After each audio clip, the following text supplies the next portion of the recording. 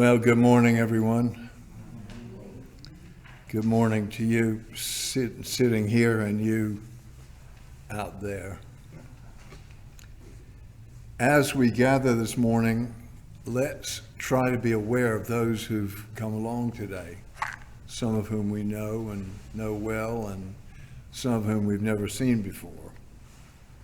And let's try to sort of mentally open our arms and encircle them. And let's think of all those who might have been here, but who were prevented for one reason or another. Let's think of all those who were once here among us, who used to fill this place up, and who are no longer. And let's also gather in those who will, believe it or not, one day come to be among us. And of course, let's think of those whose names and faces we may not know, who have joined us online, and encircle them with our arms as well. Everyone, this is our morning. This is our spiritual home, be it physical or virtual. We're together. Our chalice will burn brightly as soon as I can light a match, as it has for so long.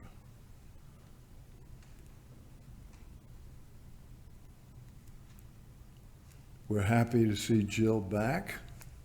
And Jill picked the hymns. You can blame her if you don't like them. And the first one is number 33 in the purple book. Enter, rejoice, and come in.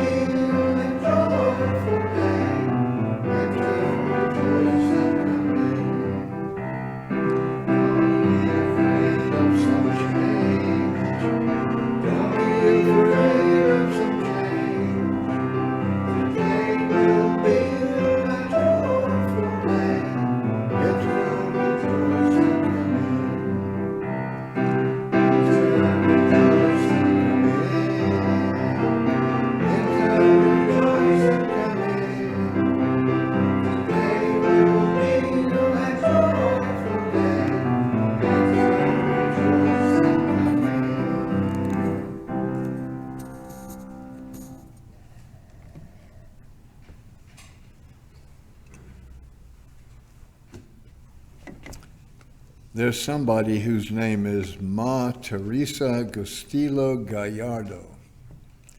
That is all I know about her. We can probably think she might be from a third world country, and I say that because of the language that she uses.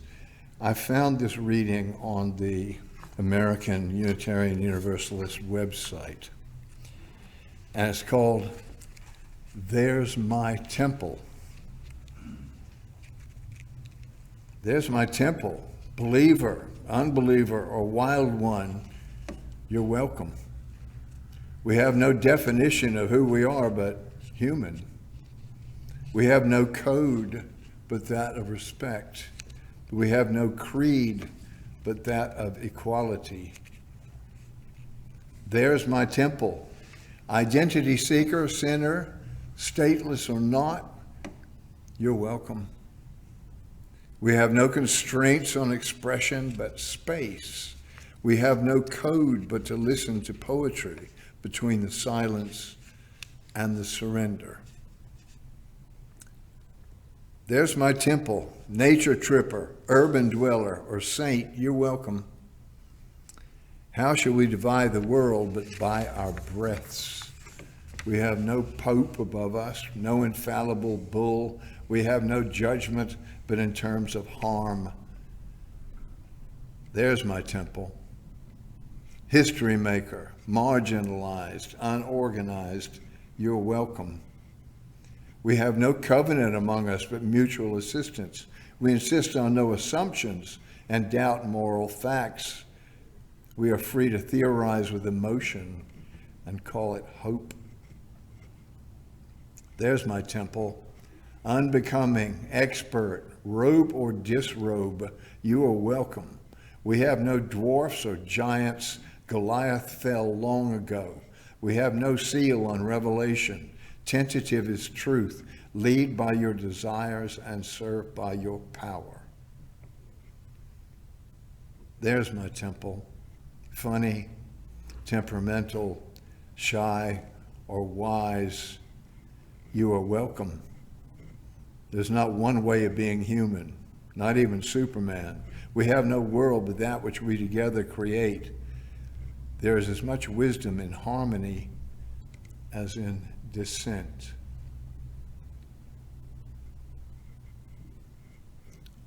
I puzzled over this quite a bit.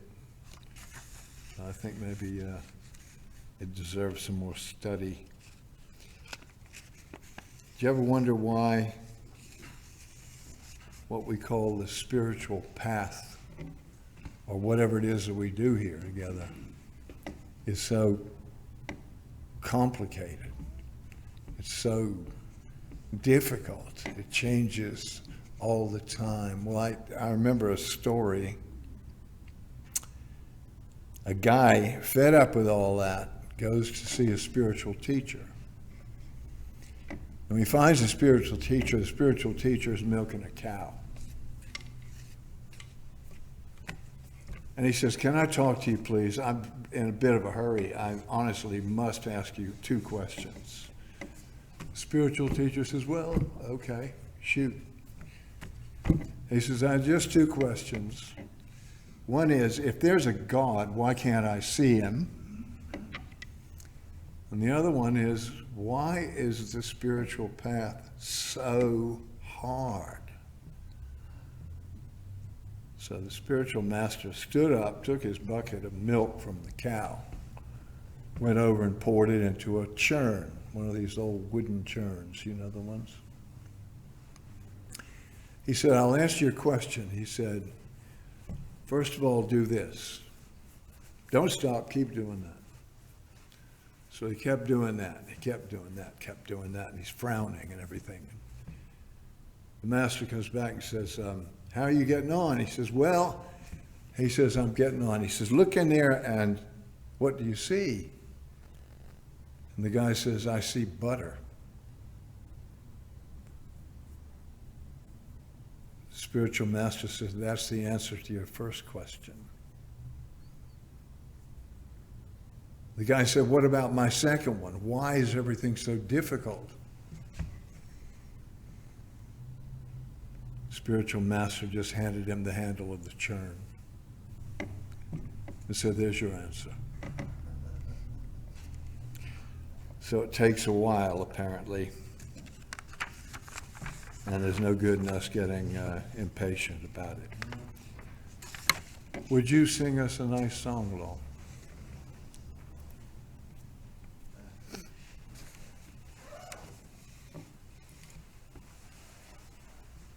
Yeah.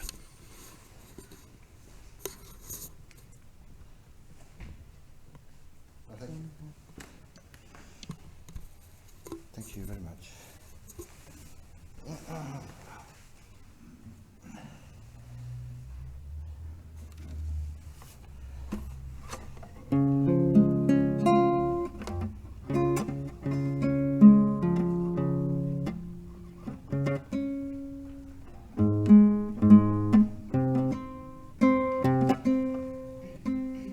This is a folk song which I learned probably nearly 50 years ago, written by an Irishman called Donovan, and it relates to something which you can't see.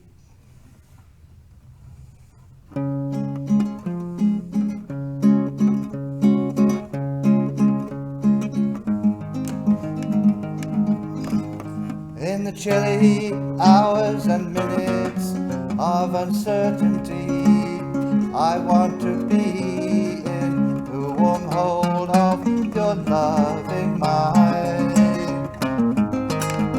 To feel you all around me, and to take your hand along the sand.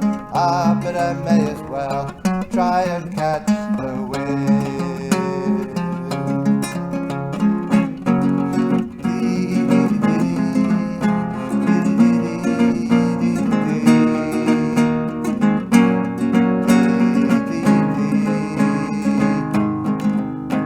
When sundown pales the sky, I want to hide a while behind your smile, and everywhere I look, your eyes I'd find.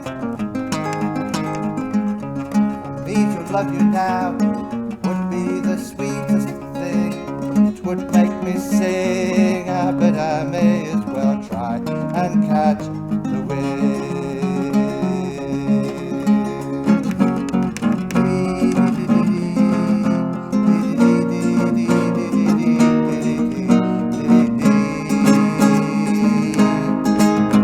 When rain hangs the leaves with tears, I want you near to kill my fears and help me to leave all my blues behind. Standing in your heart is where I long to be and long to be. I may as well try and catch the wind.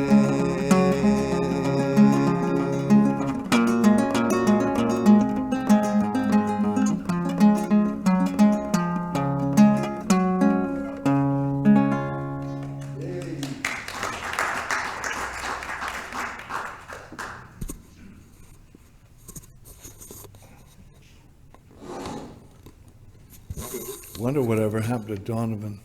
Donovan. Yeah. Yeah, he didn't follow the crowd. He stayed No. a little separate. Yeah. I remember Mellow Yellow. Do you remember that? Yeah. And try with the sun. Let's take a moment now, get comfortable. Does everybody feel welcome, relaxed? Yeah.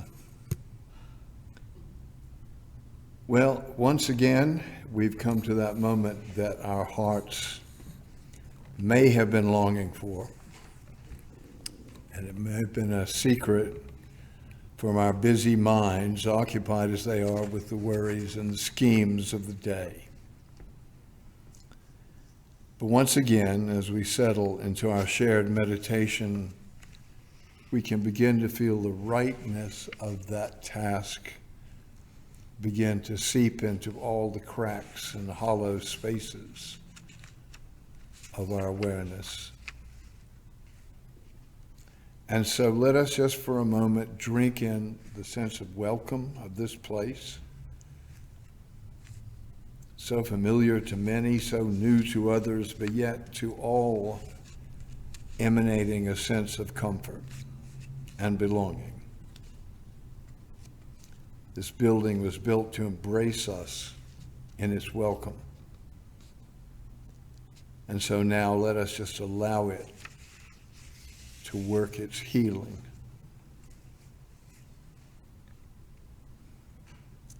And we'll be aware of our bodies, maybe tired from a week's hard activity, maybe feeling the stress of living, maybe the passing years. Let us allow the quiet into our bodies as well. Let the muscles of the tensed shoulders relax. Arms and hands fold gently into our laps. Even the muscles of our faces which have been set all week into masks of coping and encounter. Now, for this while, we can relax them too. Now we can let the soothing embrace of this home of ours give us peace.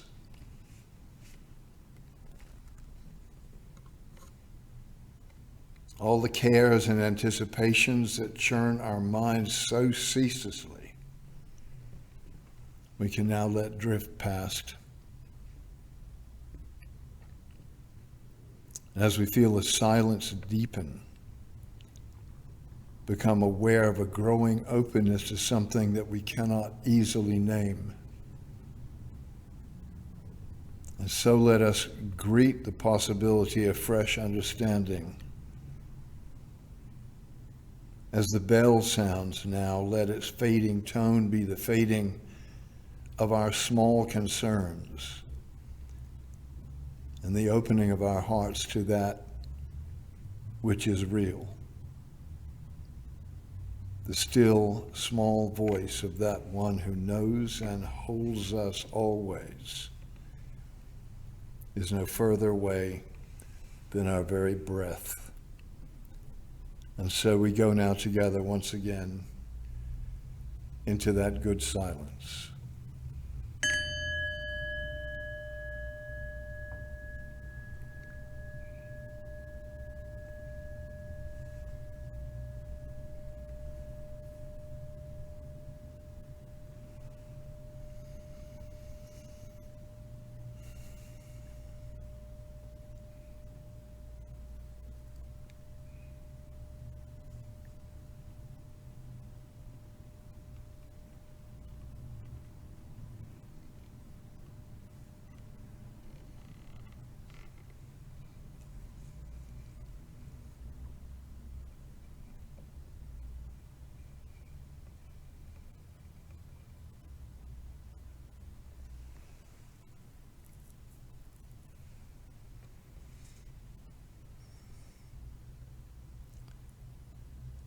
The stillness has held us close.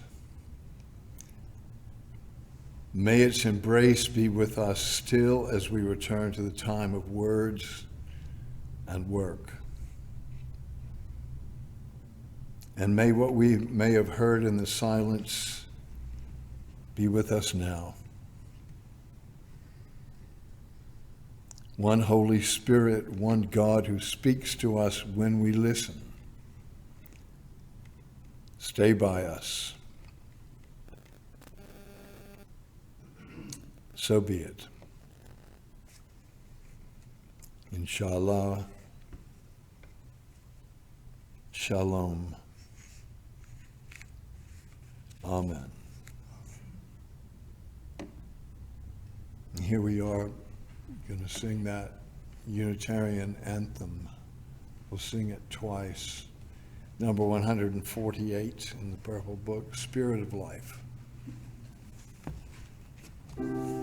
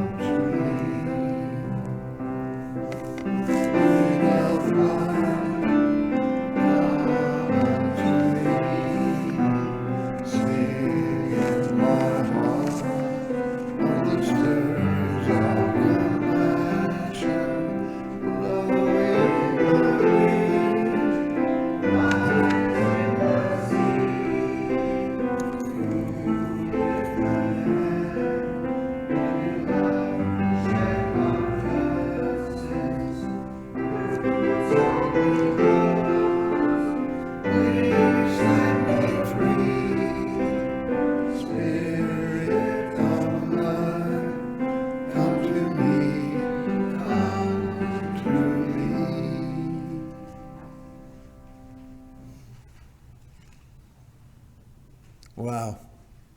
That's probably enough, but now I'm going to talk for a minute or two. Before I came to this church, I spent 3 summers in Dublin as the interim minister while the minister over there, Bill Darlison, our friend, was ill. And while there, we met this old woman who came from someplace on the West Coast, Sligo or Galway or somewhere like that. We used to go and have coffee or maybe a beer in the hotel in Stevens Green afterwards, and I was with her at a table, and I was talking about how Ireland was new to me, and all we knew about it was, you know, Blarney Stone and shamrocks and leprechauns and stuff like that. And she said, "Oh, do you know about the little people?" I said, "The little people?" She said, "Yeah, that's what we call leprechauns, the little people." I said, "Well, yes." I said, "Yes, you don't really believe in them, do you?" And she said, "Oh, no, but they're there." Which is an interesting way of looking at belief and faith in general.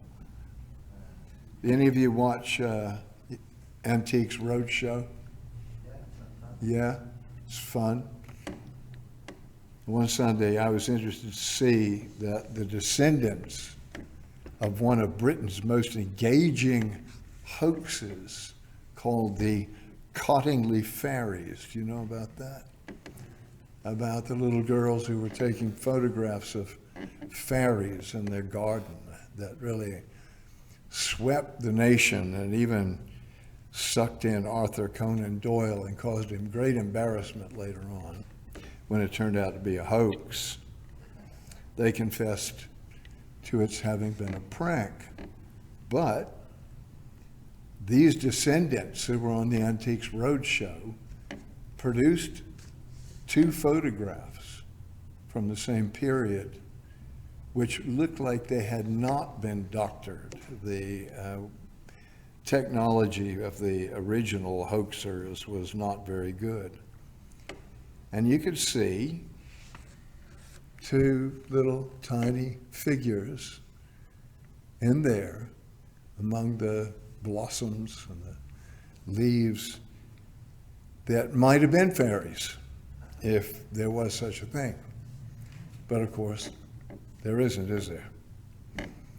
The people tend to see what they want to see. Fairies, unicorns, the Loch Ness Monster, even Elvis Presley, the resurrected Elvis Presley from time to time. All cited at various times, but never proven actually to exist. But that doesn't matter to a lot of people. Well, we rational, hard-boiled Unitarians, we can afford to laugh at all this. I don't hear anybody laughing yet. Maybe we can wistfully play along for a while for the sheer fun of it, but our hard-bitten reasonableness will usually pull us back from that form of mere credulity. Leprechauns and fairies don't exist. Elvis is as dead as Julius Caesar, and we're right. But it gives me very little satisfaction when I realize that the current crop of highly visible atheists, you know what I'm talking about, people like Richard Dawkins, Philip Pullman, Sam Harris, people like that, the ones that in part, along with Polly Toynbee, put up those signs on the buses and tubes, I don't know if you remember this, a few years ago, declaring that God probably doesn't exist. I like that word, probably. That's about as well as they could do. Well, what annoys me is they think the same thing about me that I think about the fairy hoaxers. The smug faces of those born-again atheists tell us that anybody who holds out any hope of there being a divine consciousness in the universe might as well believe in the Loch Ness Monster. So those of us who are sitting in church this morning, we're living in la-la land. Those of us who are keen to see the invisible, those of us who are keen to touch the ineffable, why, we're just as crazy as those people shivering on the shore of this windy Scottish loch at all seasons. But naturally, I want to defend my position. I want to defend you as well. I want to say, hey, how do you know, basically? How do you know? I mean, you're making this declaration. But I know what their response will be. It will be that there is no scientific evidence for my invisible reality that I refer to as, pardon the expression, God. Therefore, logic tells us that he or she does not exist, cannot exist. When I get over my fuzzy-headed notions, I can begin to inhabit the real world. Then, and only then, says Dawkins, can I become really fully human. Thanks, Richard. Well, I'm not being spiteful, but I have to say that the excitement that he reportedly feels from being certain that there's no God would leave me just as cold as Loch Ness. Anyway, I've got something better than scientific evidence. I have something that's resistant to mere maths and lab-coated cynics. It's something every good scientist already knows about. That's the irony. The thing that makes them form a hypothesis in the first place. It's called a hunch. A hunch. Some people talk about their faith. I prefer to talk about my hunch. Lots of things in my life have led me to believe that hunches are always about something really significant, though they may not all work out to be accurate.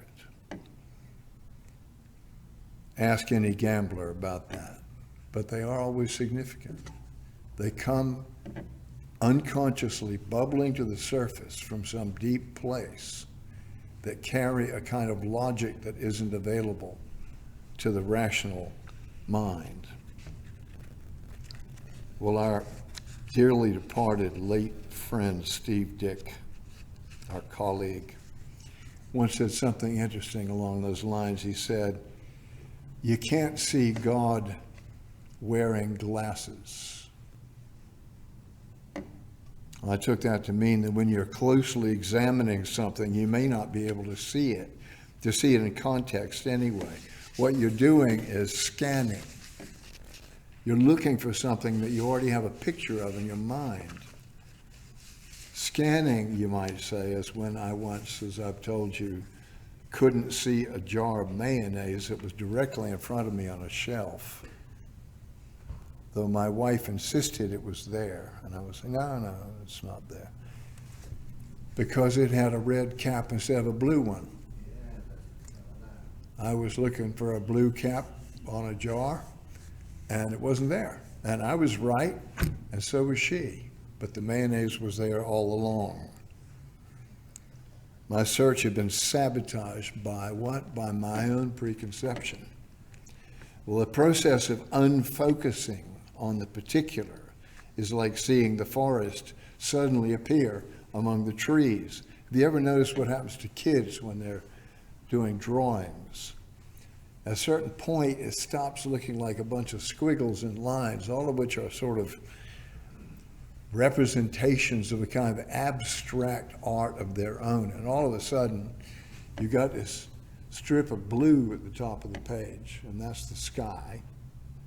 And then you got this strip of green at the bottom, and that's the grass.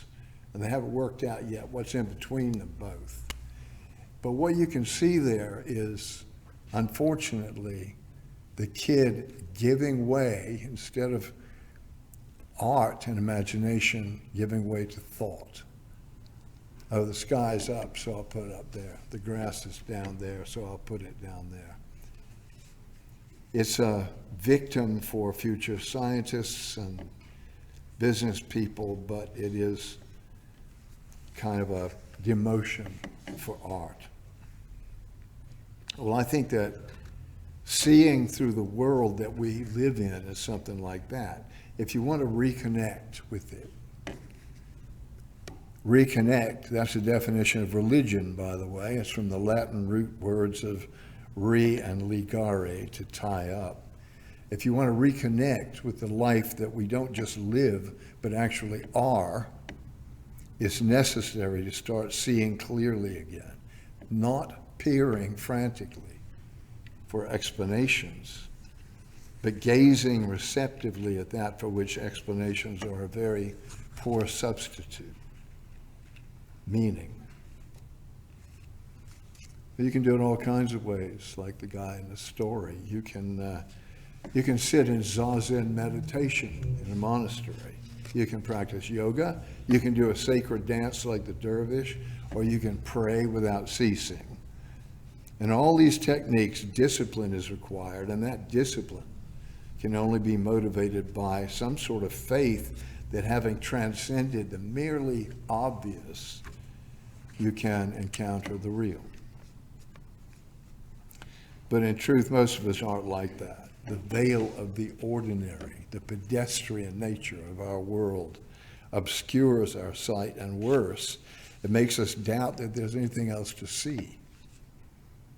What we need, we sometimes find by accident. We suddenly have a moment where the sight of a dew-bedecked mountain pasture, or the smile, incredible smile of a newborn baby for no reason whatsoever when they look at your face, might grant us a glimpse of a reality behind the obvious, behind the apparent.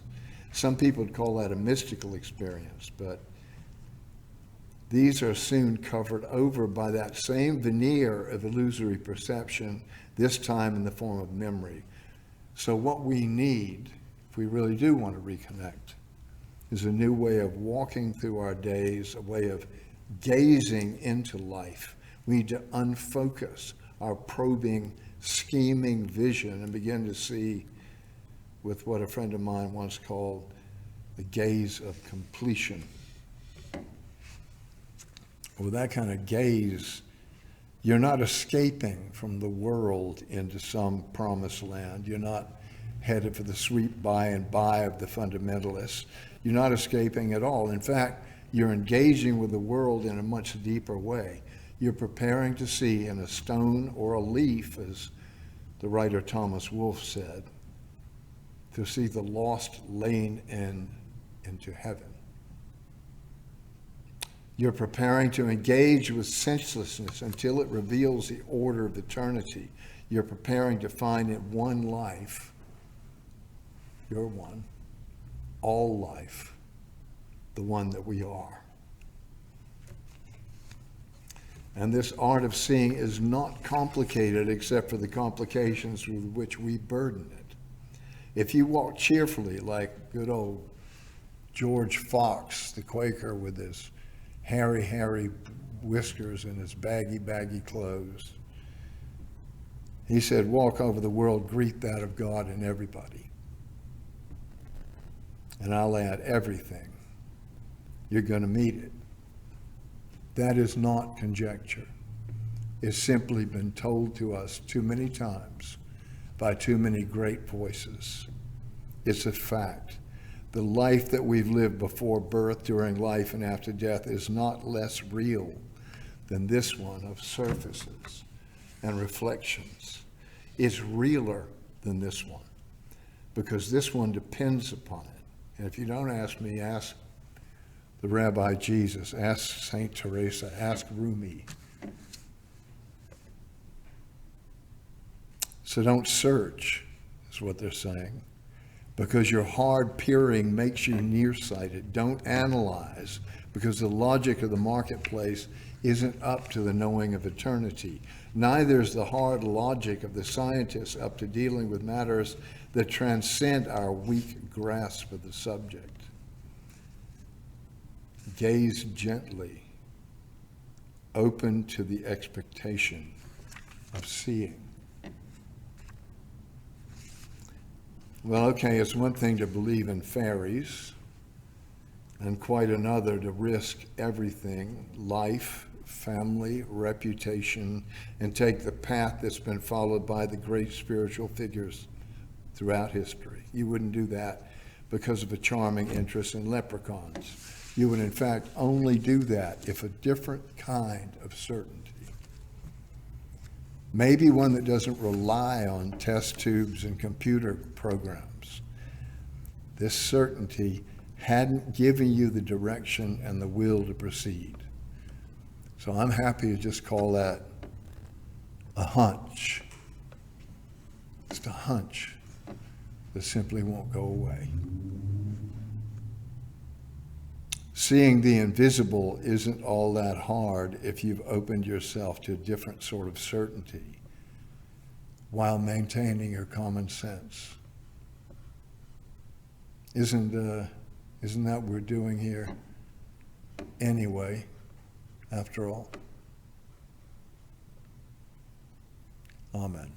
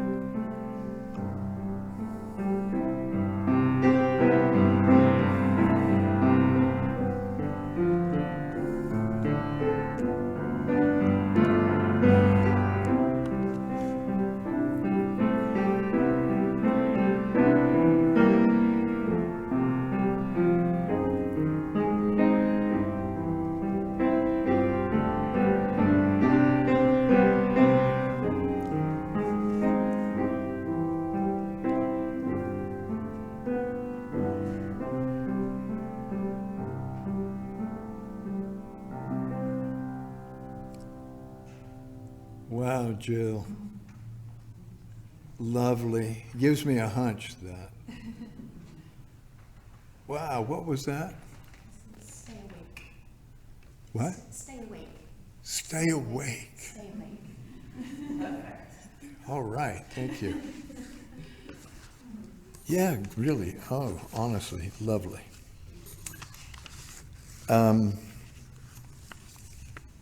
Welcome, everybody. Welcome people we haven't seen in a long time, some Kennedy-type people. Welcome, District Minister Jim Corrigal, sitting in the back.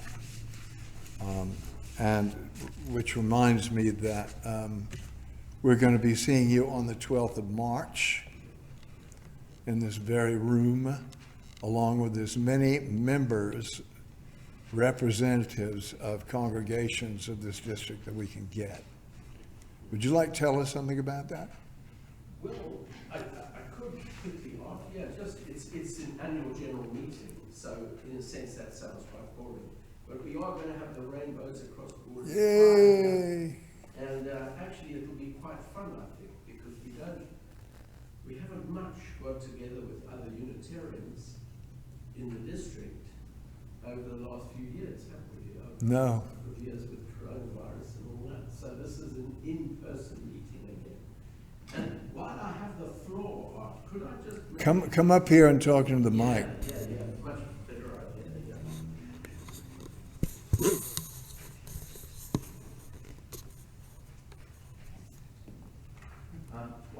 something significantly earlier than that is that we're having the Festival of Unitarians in the Southeast this in 2 weeks' time, in slightly less than 2 weeks' time.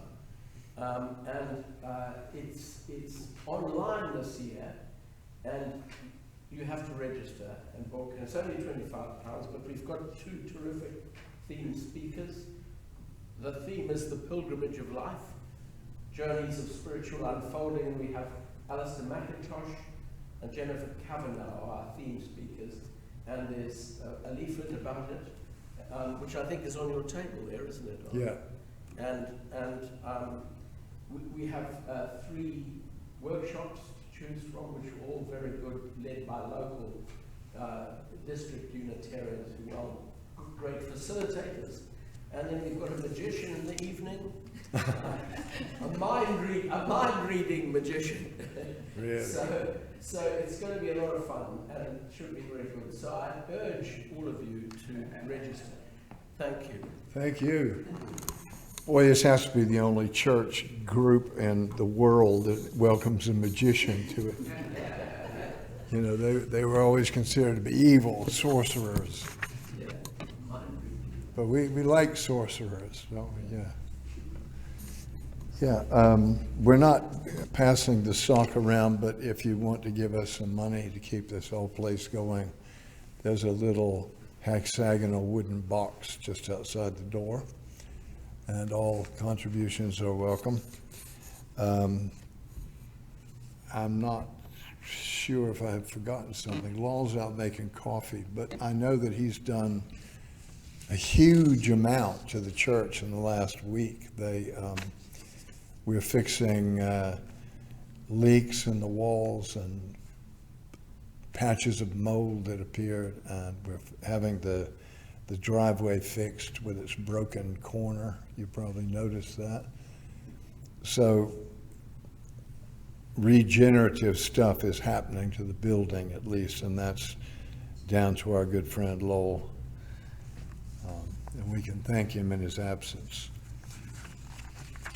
I'm really sorry that Richard and Frida aren't here, not just because we love them, but because Richard always just bent over double laughing when he discovered that our next hymn was the tune of Streets of Laredo. He thought, you know, that's a good old country western song.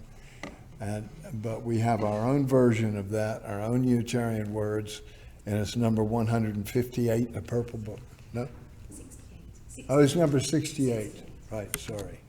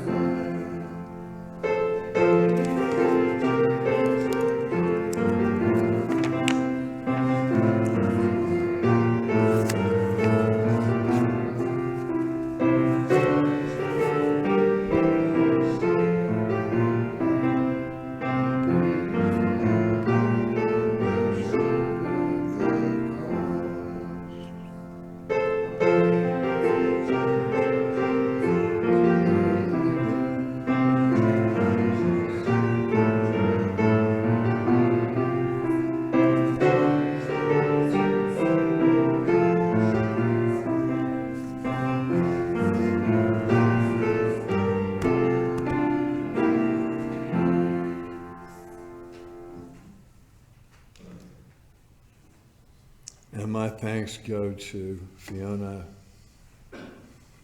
member of the Croydon Society of Cinematographers, who manages to keep us all in shot every Sunday. We hope that we all join each other now for coffee, and I think Laura has bought some goodies as well. Yeah. Everybody stand up for this. Everybody that can stand up. Even Jim, yes. Now may our unknowing be blessed by the ardor of our searching. May the light that shines within each of us grow brighter in this kind company. And thus may we look after each other, because we know we can, until we meet again. Amen.